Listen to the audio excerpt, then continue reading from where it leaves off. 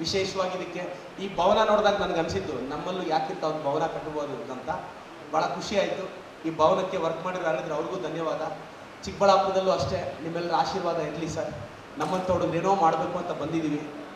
Social ಮೀಡಿಯಾದಲ್ಲಿ like ಕೊಡೋದು, dislike ಕೊಡೋದು, ಕಾಮೆಂಟ್ ಕೊಡೋದು ಅವೆಲ್ಲ ಸೆಕೆಂಡ್ರಿ. ನಾವು ಅದನ್ನು ಓದೋದು ಇಲ್ಲ, ಯಾಕೆಂದರೆ ಮಾನ ಮರ್ಯಾದೆ ಇಲ್ಲ ಅಂತ ನಮ್ಮಂಥ ಯಂಗ್ಸ್ಟರ್ಸ್ ಒಪ್ಕೊಂಡೇ ಸಮಾಜಕ್ಕೆ ಸಾಕ್ಸಕ್ಕೆ ಬಂದಿರ್ತಾರೆ. ಅದಕ್ಕೋಸ್ಕರ ನಾನು ಯಂಗ್ಸ್ಟರ್ಸ್ಗೆ ಹೇಳೋದು ಇಷ್ಟೇ ಇರೋ, ಯಂಗ್ಸ್ಟರ್ಸ್ಗೂ ಅಷ್ಟೇ, ಲೈಫಲ್ಲಿ ಒಂದು 15 ವರ್ಷ ಬಯಸ್ಕೊಳ್ಳಿ, ನೀವು ಬೆಳಿತೀರಾ. ಬಯಸ್ಕೊಳ್ಳಿ, ಬೆಳಿತೀರಾ. ಇವತ್ತು ನಾನು ರಾಜಕೀಯವಾಗಿ ನಾನು ವಿಮರ್ಶೆಗೆ ಒಳಪಟ್ಟಿದ್ದೀನಿ, ಸಿಕ್ಕಾಪಟ್ಟೆ ಬಯಸ್ಕೊಂಡಿದ್ದೀನಿ, ಸಿಕ್ಕಾಪಟ್ಟೆ ನೆಗೆಟಿವ್. ಬಟ್ ನನಗೆ ಖುಷಿ ಇದೆ, ನಾನು ಖಂಡಿತವಾಗೂ ಇನ್ನೂ ಎತ್ತರಕ್ಕೆ ಬೆಳಿತೀನಿ.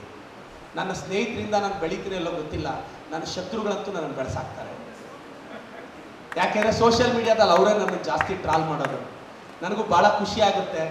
ನಮ್ಮೂರು ಗ್ರಾಮ ಪಂಚಾಯತಿಗೆ ಮೆಂಬರ್ಗೆ ನಾನು ಯಾರು ಅಂತ ಗೊತ್ತಿರಲಿಲ್ಲ. ಇವತ್ತು ಕರ್ನಾಟಕದಲ್ಲಿ ಯಾವ ಗ್ರಾಮಕ್ಕೆ ನನಗೆ ಗೊತ್ತಿಲ್ಲ ಹೇಳಿ. ಪ್ರತಿ ಗ್ರಾಮಕ್ಕೂ ನನ್ನ ಇಂಟ್ರಡಕ್ಷನ್ ಇದೆ. ಈ ಸಂದರ್ಭದಲ್ಲಿ ನನ್ನ ತಂದೆ ತಾಯಿನ ಸ್ಮರಿಸಬೇಕು. ಅಪ್ಪ ಅಮ್ಮ, ನಮ್ಮ ತಾಯಿ ಯಾರು ಮನೆಗೆ ಬಂದರೂ ಊಟ ಇಡೋರು, ಮೋಸ್ಟ್ಲಿ ಅದೇ ನನ್ನನ್ನು ಗೆಲ್ಲಿಸಿರೋದು. ನಮ್ಮಪ್ಪ ಯಾರು ಬಂದರೂ ದುಡ್ಡು ಕೊಟ್ಟು ಸಹಾಯ ಮಾಡೋರು, ಮೋಸ್ಟ್ಲಿ ಅದಕ್ಕೆ ಮಕ್ಕಳನ್ನ ಗೆಲ್ಲಿಸೋದೇ ಅವ್ರ ಅಪ್ಪ ಅಮ್ಮ ಮಾಡಿರೋ ಒಳ್ಳೆತನ ಸರ್. ಅವ್ರ ಮಕ್ಕಳು ಮಾಡಿರೋ ಒಳ್ಳೆತನ.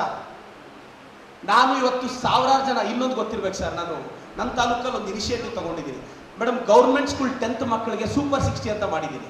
ನಿಮ್ಮ ಗಮನಕ್ಕೆ ಬಂತೋ ಎಲ್ಲೋ ಗೊತ್ತಿಲ್ಲ. ಈಗಾಗಲೇ 2 ಎಕ್ಸಾಮ್ ಮಾಡಿದ್ದೀನಿ ನಾನು 10th ಅಲ್ಲಿ.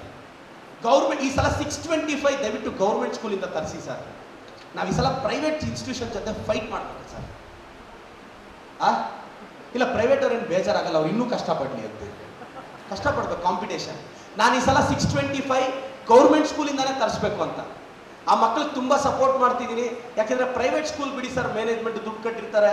ಈಗ ನಾನು ಒಂದು ಪ್ರೈವೇಟ್ ಸ್ಕೂಲ್ ಓನರೇ, ಬಟ್ ಗೌರ್ಮೆಂಟ್ ಸ್ಕೂಲ್ ಅವರು ಟಾಪರ್ಸ್ ಆದರೆ ಏನೋ ಒಂದು ಬದಲಾವಣೆ ಬರುತ್ತೆ. ಆ ಮಕ್ಕಳಿಗೂ ಅರ್ದಿರೋ ಬಟ್ಟೆ, ಅರ್ದಿರೋ ನಿಕ್ಕರು, ಅರ್ದಿರೋ ಶರ್ಟ್, ಇಂಥದ್ರ ಮಧ್ಯನೂ ಪ್ರಪಂಚನೇ ತೋರಿಸೋ ಶಕ್ತಿ ಇರೋ ಲೀಡ್ರ್ಗಳು ಆಚೆ ಬರ್ತಾರೆ ಅಂತ ನಾವು ಸರ್ಕಾರಿ ಶಾಲೆಯಿಂದ ತೋರಿಸ್ಬೇಕು.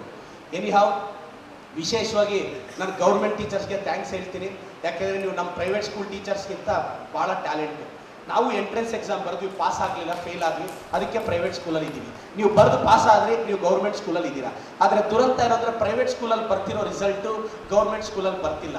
ಆದರೆ ಹೆಂಗೆ ಬರುತ್ತೆ ಅಂದರೆ, ಒಂದು ಸಲ ಟ್ರೆಂಡ್ ಸೆಟ್ ಮಾಡಿ, ಒಂದೇ ಒಂದು ಸಲ 625 ಹೊಡೆದು ತೋರಿಸಿ, ನಿಜವಾಗ್ಲೂ ಗೌರ್ಮೆಂಟ್ ಸೆಕ್ಟರ್ ಕಡೆ ಇವತ್ತು MBBS ಹೋಗ್ರು ಅಂದರೆ ಒಬ್ಬ ಪ್ರೈವೇಟ್ ಕಾಲೇಜ್ಗೆ ಹೋಗಲ್ಲ, ಎಲ್ರಿಗೂ ಗೌರ್ಮೆಂಟ್ ಕಾಲೇಜೇ ಬೇಕು.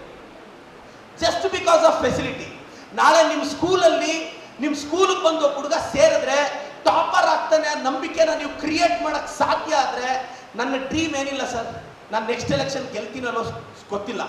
ನೆಕ್ಸ್ಟ್ 5ನೇ ವರ್ಷಕ್ಕೆ 9th ಸ್ಟ್ಯಾಂಡರ್ಡು ಈ ಕಡೆ ಬೇರೆ ಬೇರೆ ತಾಲೂಕಲ್ಲಿ ಪ್ರೈವೇಟ್ ಸ್ಕೂಲಲ್ಲಿ ಓದ್ತಿರೋ ಎಲ್ಲ ಟಾಪರ್ಸು ನಾನು ಚಿಕ್ಕಬಳ್ಳಾಪುರ ಗೌರ್ಮೆಂಟ್ ಸ್ಕೂಲಲ್ಲಿ ಬಂದು 10th ಅಡ್ಮಿಷನ್ ತಗೋಬೇಕು.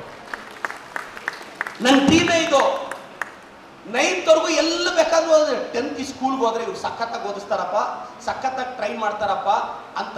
ಅದಕ್ಕೆ ನಾನು ಈ ಸಲ 60 ಜನ ಹುಡುಗರನ್ನ, 60 ಜನ ಹುಡುಗಿರನ್ನ, ಟಾಪರ್ಸ್ನ ಪ್ಯೂರ್ ಗೌರ್ಮೆಂಟ್ ಸ್ಕೂಲಿಂದ ಡಿಸೆಂಬರ್ 25ಗೆ ಸಿಲೆಬಸ್ ಮುಗಿಸಿ ಲಾಸ್ಟ್ 3 ಮಂತ್ಸ್ ಬ್ಯಾಂಗ್ಳೂರ್ ಕರ್ಕೊಂಡೋಗಿ ಅವ್ರನ್ನ ಟ್ರೈನ್ ಮಾಡಿ ಅವ್ರನ್ನ ರ್ಯಾಂಕ್ ಕೊಡಿಸೋ ಪ್ರಯತ್ನ ಪಡ್ತಿದ್ದೀನಿ. ಇದೇ ಸೂಪರ್ 60 ಅಂತ. ಇದೊಂದು ಹೊಸ ಪ್ರಯೋಗ ಸರ್ಕಾರಿ ಶಾಲೆ ಮಕ್ಕಳಿಗೆ. ನೋಡೋಣ, ನಿಮ್ಮೆಲ್ಲರ ಆಶೀರ್ವಾದ ಇರಲಿ. ವಿಶೇಷವಾಗಿ ನಮ್ಮ ಪೆರೇಸಂದ್ರ ಟೀಚರ್ಸ್ ಇದ್ದಾರೆ. ನಾನು ಒಂದು ಹಳ್ಳಿಗೆ ಹೋದೆ, ಸಿಕ್ಕಾಪಟ್ಟೆ ಲೀಡ್. ನನಗೆ ಅಜ್ಜಿನ ಕೇಳಿದೆ, ಅಜ್ಜಿ ಯಾರು ಓಟ್ ಆಗ್ತಾ ಅಂತ. ಅದೇ ಆ ತೆಗ್ಗದಲ್ಲೇ ಅದನ್ನೇ ಆಪಿಲ್ ನೋಡಿ ಕೇಸ್ತಿ ಅಂತ. ಕೆಲವ್ರು ಹಿಂಗೆಲ್ಲ ಓಟ್ ಹಾಕ್ಬಿಟ್ಟಿದ್ರೆ, ಕೆಲವ್ರು ಈಗಲೂ ನಾನು ಹಳ್ಳಿಗೆ ಹೋದ್ರೆ ಮಮ್ಮಲ್ನ ಎವಡ್ರ ಬುಜ್ಜಿ ಆಪೆ ವಾಡು ಈ ಡೈಲಾಗ್ ಶೋಪನ ಅಂತಾರೆ. ಇಲ್ಲ, ಅದು ನನಗೆ ಗೊತ್ತಿಲ್ಲ ಓಟ್ನ ಹೆಂಗೆಲ್ಲ ಇನ್ಫ್ಲೂಯೆನ್ಸ್ ಮಾಡ್ಬೋದು ಅಂತ ನಾನು ಸ್ವಯಂ ಎಕ್ಸ್ಪೀರಿಯನ್ಸ್ ಮಾಡಿದೆ. ಬಟ್ ಏನೋ ನಿಮ್ಮಂಥ ತಾಯಂದ್ರೆ ದೊಡ್ಡವ್ರು ಮೇಡಮ್, ನನ್ನನ್ನು ನಂಬಿ ಇಲ್ಲಿ ನನ್ನ ಕಾನ್ಸ್ಟಿಟ್ಯೂನ್ಸ್ ನಮ್ಮೂರು ಆಯ್ಕೊಂಡು ಒಬ್ಬರು ಟೀಚರ್ ಆಗಿದ್ದಾರೆ. ಆಯ್ಕಾಗೆ ಮತ್ತು ನಮ್ಮ ಇವರು ಅಕ್ಕ ಭಾರತಮ್ಮ ಅಕ್ಕ ಅವ್ರಿಗೆ ನಮ್ಮ ಅಕ್ಕ ನಮಸ್ತೆ ಅಕ್ಕ. ಥ್ಯಾಂಕ್ ಯು ಅಕ್ಕ. ನಮ್ಮ ಬಾಬಣ್ಣವ್ರು ಮೇಡಮ್, ಏನು ಅನ್ಕೊಳ್ಳಿದ್ರೆ ನಮ್ಮೂರು ಟೀಚರ್ಸ್ಗೆ ಕ್ಲಾಪ್ ಹೊಡಿರಿ ಮೇಡಮ್. ಯಾಕೆಂದ್ರೆ ನನ್ನ ಕಷ್ಟ ಸುಖಕ್ಕೆ ನೀವು ಯಾರಾಗ್ತಿರಲ್ಲ ಗೊತ್ತಿಲ್ಲ, ಅವರಂತೂ ಆಗ್ಬೇಕು. ಅದಕ್ಕೆ ನಮ್ಗೆ ಆಗೋರ್ನ ಎಲ್ಲೆಲ್ಲಿ ಸಾಧ್ಯ ಇದೆಯೋ ಅಲ್ಲೆಲ್ಲ ಗುರ್ಸೋದು ನಮ್ಮ ಜವಾಬ್ದಾರಿ. ಸ್ವಾರ್ಥ ಅನ್ನೋದಕ್ಕಿಂತ ಇಲ್ಲ, ಏನು ಟೀಚರ್ಸ್ ಏನು ಅನ್ಕೊಳ್ಳಲ್ಲ ಸರ್. ಅವ್ರಿಗೆ ಗೊತ್ತು ನಾನು ರಿಯಾಲಿಟಿ ಮಾತಾಡ್ತಿದ್ದೀನಿ. ಒಂದು ಸಾಯಂಕಾಲ ಹೋಗಿ ಒಂದು 5 ನಿಮಿಷ ಯೋಚನೆ ಮಾಡಿದಾಗ ಪರವಾಗಿಲ್ಲ, ಹುಡುಗ ಏನೋ ಕರೆಕ್ಟ್ ಅನ್ನಿಸ್ತು ಹೇಳಿದ್ದು. ಪಾಪ ಇಲ್ಲಿರೋ ಕ್ರೌಡಲ್ಲಿರೋರ್ಗೆ ಏನೇನೋ ಸಾಧಿಸ್ಬೇಕು ಅಂತ ಆಸೆ ಇರುತ್ತೆ, ಅಲ್ಲಲ್ಲೇ ನಿಂತೋಗಿರ್ತಾರೆ. ಆದರೂ ಅವ್ರ ಮಕ್ಕಳೇನೋ ಸಾಧಿಸ್ಲಿ ಅಂತ. ಮತ್ತೆ ಇನ್ನೊಂದು ಸರ್, ನಾನು ಗೌರ್ಮೆಂಟ್ ಸ್ಕೂಲ್ ಟೀಚರ್ಸ್ ಬಂದು ಹೇಳೋದೇನು ಗೊತ್ತಾ ಸರ್, ನಾನು ಸಾಹೇಬ್ರ ಗಮನಕ್ಕೂ ತರ್ತೀನಿ, ಎಲ್ಲ ಟೀಚರ್ಸ್ಗೂ ನೀವು ಒಂದು ಹಾಸ್ಪಿಟಲ್ ಜೊತೆ ಟೈಅಪ್ ಆಗಿ ಪ್ಲೀಸ್ ಸರ್. ಒಂದಿನ ಲೀವ್ ಕೊಟ್ಟರು ಪರವಾಗಿಲ್ಲ ಸರ್, ಎಲ್ರಿಗೂ ಒಂದು ಮಾಸ್ಟರ್ ಹೆಲ್ತ್ ಚೆಕಪ್ ನಿಮ್ಮ ಕಡೆಯಿಂದ ಕಂಪಲ್ಸರಿ ಮಾಡಿಸಿ ಸರ್.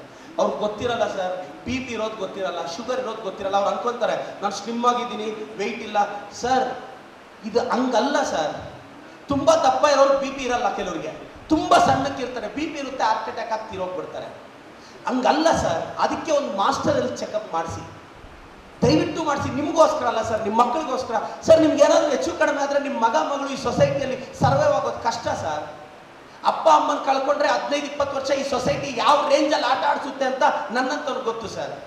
ವಿಧವೆ ಬಾಧೆ ಏನು ಅಂತ ಮುತ್ತೈದೆಗೆ ಹೆಂಗೆ ಅರ್ಥ ಆಗುತ್ತೆ, ಅಪ್ಪ ಅಮ್ಮ ವ್ಯಾಲ್ಯೂ ಏನು ಅಂತ ಇರೋರಿಗೆ ಹೆಂಗೆ ಅರ್ಥ ಆಗುತ್ತೆ ಹೇಳಿ ಸರ್. ನನ್ನಂಥ ಹುಡುಗರಿಗೆ ನಾನು ಹೇಳ್ತಾ ಇದ್ದೀನಿ, ಅದಕ್ಕೆ ಒಂದು ಹೆಲ್ತ್ ಚೆಕಪ್ ಮಾಡಿಸಿ. ನಿಮ್ಗೆ ಒಳ್ಳೇದಾಗಬೇಕು. ನಿಮ್ಮ ಮಕ್ಕಳಿಗೆ ಸ್ವಲ್ಪ ಟೈಮ್ ಕೊಡಿ. ವೀಕೆಂಡಲ್ಲಿ ನಿಮ್ಮ ಮಕ್ಕಳ ಜೊತೆ ಸ್ಪೆಂಡ್ ಮಾಡಿ. ಒಂದಿನ ಲೀವ್ ಸಿಕ್ಕಿದಾಗ ದಯವಿಟ್ಟು ಫ್ಯಾಮಿಲಿ ಜೊತೆ ಸ್ಪೆಂಡ್ ಮಾಡಿ. ಒಂದ್ಸಲ ನಿಮ್ಮ ಶ್ರೀಮತಿಯ ಆರೋಗ್ಯ ಹಾಸ್ಪಿಟಲ್ ಕರ್ಕೊಂಡೋಗಿ ಒಂದು ಹೆಲ್ತ್ ಚೆಕಪ್ ಮಾಡಿಸಿ. ನಿಮ್ಮ ಮಗ ಮಗಳು ಸರಿ ದಾರಿಯಲ್ಲಿ ಇದ್ದಾರೋ ಇಲ್ವೋ ಅಂತ ಒಂದ್ಸಲ ಚೆಕ್ ಮಾಡ್ಕೊಳ್ಳಿ. ಇದಕ್ಕೆಲ್ಲ ಟೈಮ್ ಕೊಡಿ. ದಯವಿಟ್ಟು ಬ್ಲೈಂಡ್ ಆಗಿ ಇರಬೇಡಿ, ಹಣೆ ಬರದಲ್ಲಿ ಹೆಂಗೆ ಬರ್ದಿದ್ರೆ ಹಂಗಾಗುತ್ತೆ ಅಂತ. ಒಳ್ಳೇದಾಗಲಿ sir. Thank you so much.